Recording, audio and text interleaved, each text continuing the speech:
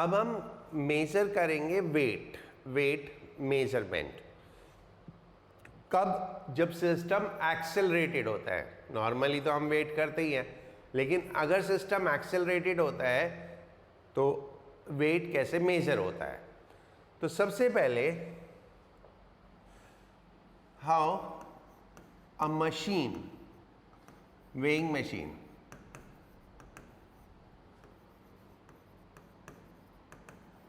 Major weight. एक weighing machine weight कैसे measure करती है, एक वेइंग मशीन किस तरह से वेट मेजर करती है। देखो, ये हमारी एक वेइंग मशीन है, इसके ऊपर हम खड़े हुए।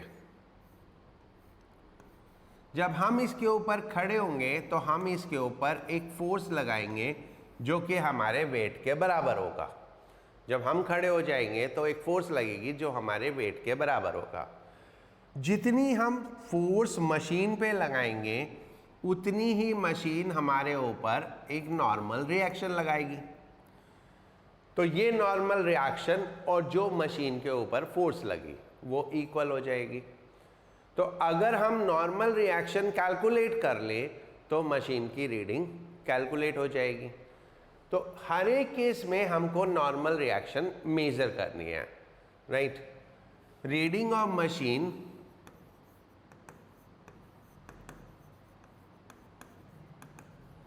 Equal to normal reaction. अब मशीन हमेशा एक्चुअल वेट देगी क्या? नहीं, मशीन को थोड़ी पता है आपका वेट कितना है। मशीन को तो ये पता है उसके ऊपर फोर्स कितना लग रहा है, वो तो उसे नाप लेगी। अब सोचो, ऐसे एक रस्सी टंग रही है, ऐसे एक रस्सी लटक रही है, और ये आदमी इस रस्सी को पकड़ के नीचे को खींचे। ये आदमी रस्सी को पकड़ के नीचे खींचे। सपोज करो मैं ऐसे खड़ा हूं, ऊपर एक रस्सी पकड़ लटक रही है, मैं उसको पकड़ के ऐसे खींचूंगा, तो आप कॉमन सेंस से बताओ वेट कम हो जाएगा कि ज्यादा हो जाएगा? वेट कम हो जाएगा। क्यों? क्योंकि हम रस्सी के ऊपर एक फोर्स लगाएंगे तो हमारे ऊपर भी एक फोर्स लगेगी ऊपर को। तो टोटल जो वेट हो जाएगा, अब जो नॉर्मल रिएक्शन हो जाएगी वो हो जाएगी वेट माइनस फोर्स, क्योंकि हमारा वेट इतना था और हमारे ऊपर एक फोर्स और लग गई, तो मशीन के ऊपर तो टोटल फोर्स कितनी लगी? mg minus F. तो अब अकॉर्डिंगली रीडिंग कम हो गई। तो इस तरह से डिफरेंट डिफरेंट केसेस में रीडिंग क्या आती है वो हमको देखना होता है। तो it is not like that कि मशीन हमेशा एक्चुअल वेट ही पड़ेगी, वो कम ज़्यादा भी पड़ सकती है। वो डिपेंड करता है आप किस कंडीशन में हो। जैसे मैंने एक कंडीशन डिस्क्राइब की। दूसरी कंडीशन ये सोचो कि हम ऐसे कुएं में से बाल्टी पकड़ के ऐसे खींच रहे हैं, तो उस केस में मशीन पे वेट बढ़ जाएगा, क्योंकि जब हम बाल्टी ऐसे खींचेंगे तो हम ऊपर को फोर्स लगाएंगे और हमारे ऊपर फोर्स नीचे को लगेगी। तो क्या होगा? ओवरऑल जो हमारे वेट में वो फोर्स ऐड हो जाएगी, तो मशीन ज़्यादा वजन पड़ेगी। ठीक है, लेकिन हमें क्या करना है? इन ऑल द केसेस हमको नॉर्मल रिएक्शन कैलकुलेट करना है, तो जो नॉर्मल रिएक्शन आएगी वही मशीन की रीडिंग होगी, राइट। नाउ apparent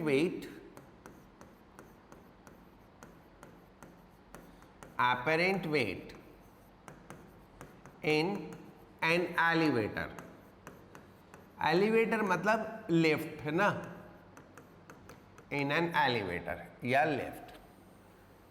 तो अगर हम एक लिफ्ट में एक वेइंग मशीन को रख दे और वेट मेजर करें, तो लिफ्ट के मोशन के साथ वेट चेंज होता है, और वो कितना हो जाता है, ठीक है, वो हम डिफरेंट डिफरेंट केसेस में डील करेंगे।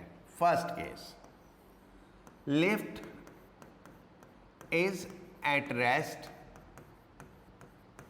और मूविंग विदाउट एक्सेलरेशन। यानी या तो लिफ्ट रेस्ट पे है या ये बिना एक्सेलरेशन के मूव कर रही है। तो ये हमारी लिफ्ट है, इसमें ये वेइंग मशीन है और इसके ऊपर हम खड़े हैं और एक्सेलरेशन 0 है in both the cases. Lift rest पे है या यूनि विदाउट एक्सेलरेशन है, दोनों ही केस में एक्सेलरेशन 0 हो गया। अब हम इसके ऊपर अगर फोर्सेस लगाएंगे तो वेट नीचे एंड नॉर्मल रिएक्शन ऊपर।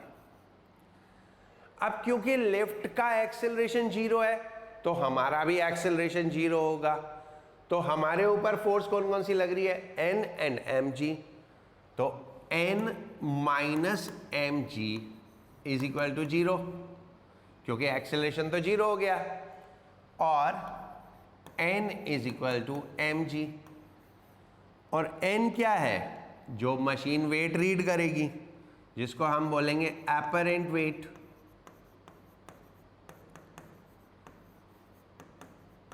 That is equal to mg.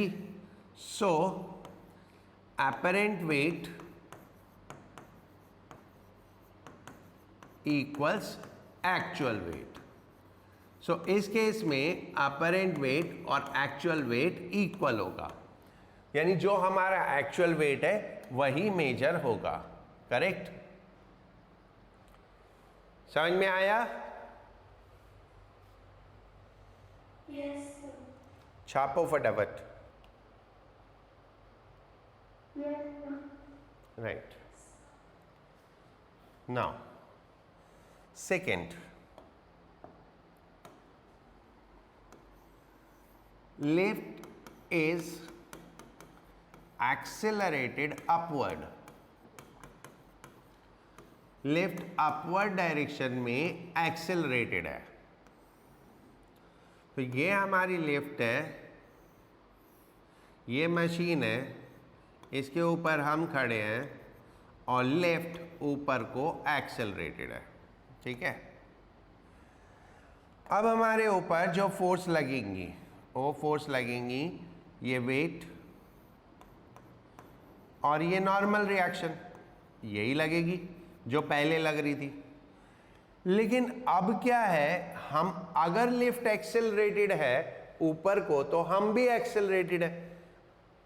Lift ऊपर जाएगी तो हम भी जाएगी, तो लिफ्ट एक्सेलरेटेड होगी तो हम भी एक्सेलरेटेड होंगे। तो अगर हम अपना एक्सेलरेशन कैलकुलेट करें तो normal reaction is in direction of acceleration and weight is opposite to acceleration and this is equal to ma। mg को उधर ले जाओ तो n इज इक्वल टू हो गया mg plus a। mg plus a। अब n क्या है, apparent wait.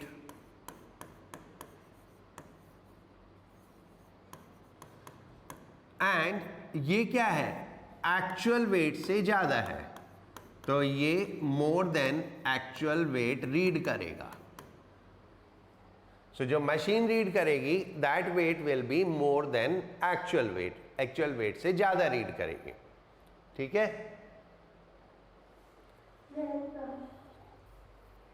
Right. Now third case, when lift is accelerated downward।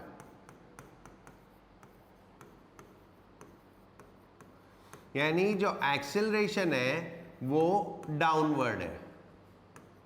when lift is accelerated downward, तो now this is the case, ये हमारी lift, ये downward accelerated, ये weighing machine और ये हम खड़े हुए हैं। ठीक है।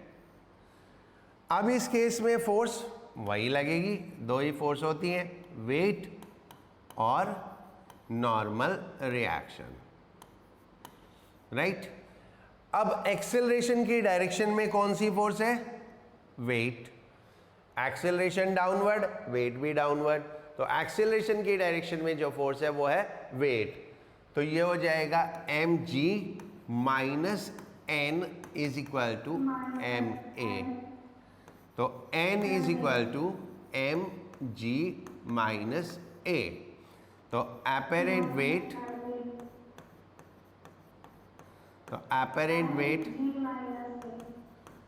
is less than actual, है ना. So apparent weight is less than actual weight. तो इस केस में apparent actual weight से कम हो जाएगा. तो इस तरह से ये डिपेंड करता है एक्सेलरेशन के ऊपर. जब एक्सेलरेशन नहीं है तो एक्चुअल वेट मेजर होगा, एक्सेलरेशन ऊपर को है तो ज़्यादा वेट मेजर होगा, एक्सेलरेशन नीचे को है तो कम वेट मेजर होगा.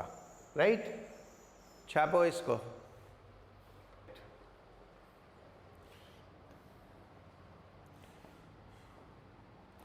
Now special cases. इसी में कुछ स्पेशल केसेस हैं. कब? when lift is accelerated downward. When lift is accelerated downward. Downward case में apparent weight WAP करके लिख रहे हैं, ये हो जाता है mg माइनस a. ये हमने अभी अभी पढ़ा है ना. Now first case if a is equal to g, that is object is in free fall. Object is in free fall. कोई भी ऑब्जेक्ट अगर गिरता है तो उसका एक्सेलरेशन हमेशा g के बराबर होता है. तो अगर ऑब्जेक्ट फ्री फॉल में है तो एक्सेलरेशन g के बराबर हो गया. और अगर एक्सेलरेशन और g बराबर हो गए तो अपरेंट वेट कितना हो गया? 0. Apparent wait is 0. This is called state of weightlessness. This is called state of weightlessness. Weightlessness बोलते हैं, यानी the object become weightless. ठीक है. सो कोई भी ऑब्जेक्ट अगर फ्री फॉल में होगा तो वो हमेशा वेटलेस होता है. ठीक है. मान लो आप 10th फ्लोर पे खड़े हो और आपके सिर पे एक भारी बक्सा रख दिया जाए एंड आप जंप कर जाओ तो आपको बक्से का वेट फील ही नहीं होगा, क्योंकि that box will become weightless. वो बॉक्स वेटलेस हो जाता है. Right. So anything which is in state of free fall is in state of weightlessness. जो भी फ्री फॉल में होगा तो साथ में वेटलेसनेस भी होगी. Right. छापो.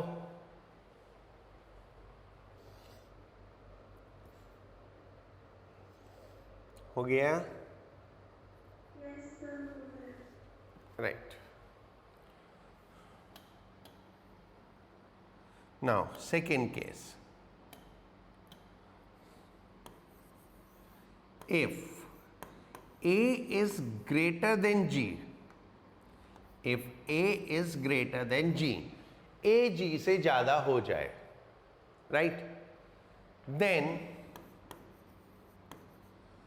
apparent weight is negative. तो apparent weight negative हो जाएगा. देखो A की वैल्यू G से ज़्यादा हो गई तो ये क्या आएगा? नेगेटिव में आएगा. Then apparent weight is negative. That is, weight will be in upward direction. Upward direction. Right? तो क्या होगा? मान लो एक लिफ्ट है और वो डाउनवर्ड ए एक्सेलरेशन जी से ज़्यादा एक्सेलरेशन से नीचे आ रही है तो we will become in negative weight. Negative weight means weight की डायरेक्शन ऊपर को. तो हम क्या करेंगे? जमीन से उठेंगे और ऊपर छत पे जाके चिपक जाएंगे. Right. And and person on floor of lift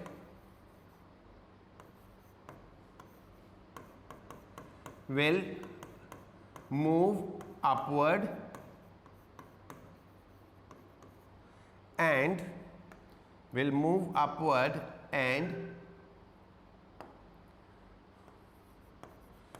stick to roof of lift, छत से जाके चिपक जाएगा, राइट?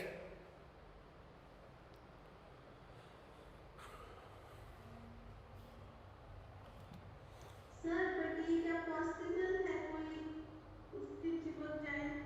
हाँ, क्यों नहीं है? होता है।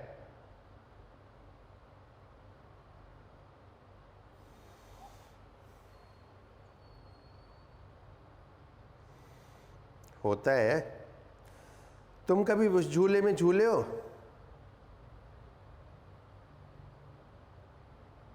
कौन सा है सर? ऐसे गोल गोल होता है,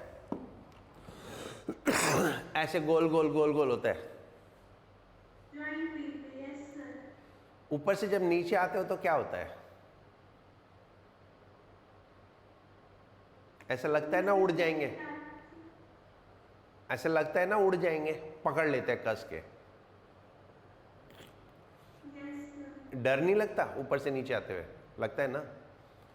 तो जब हम ऊपर से नीचे आ रहे होते हैं उस टाइम एक्सेलरेशन जी से ज़्यादा होता है, इसीलिए जाइंट व्हील में बांध के रखते हैं तुम लोगों को, ठीक है? क्योंकि अगर नहीं बांधा तो क्या होगा? तुम ऊपर रह जाओगे, जाइंट व्हील नीचे आ जाएगा, राइट? तो दैट इज़ द केस जब एक्सेलरेशन जी से ज़्यादा होता है।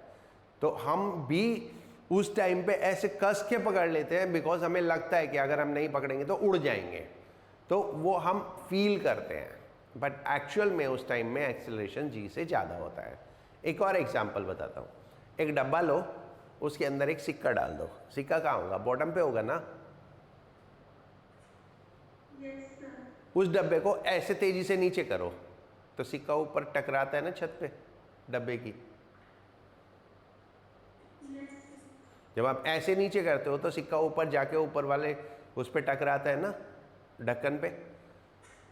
So that is again that आपने जब ऐसा किया तो उसका एक्सेलरेशन जी से ज़्यादा हो गया। तो ये सब प्रैक्टिकल है, मतलब ये हाइपोथेटिकल नहीं है, करेक्ट?